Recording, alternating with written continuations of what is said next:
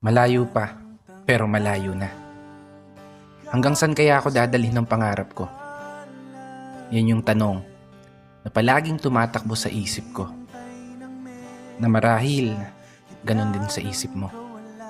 Kasi kung titignan mo, kakaiba talaga yung ginagalawan nating mundo. Parang minsan, nagtitripan na lang tayo.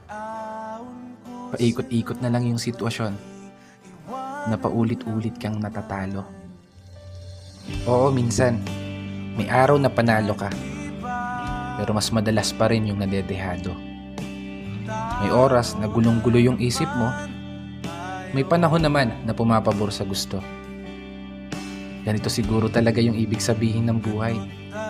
Hindi perpekto ang tempo, at lahat nakaayon lamang sa tiyempo. Pero kahit ganon, dapat magpasalamat pa rin tayo. Kasi isipin mo naman, sa likod ng napakaraming beses na pagkatalo mo, eto ka pa rin, nananatiling nakatayo, sinusubukang ipanalo.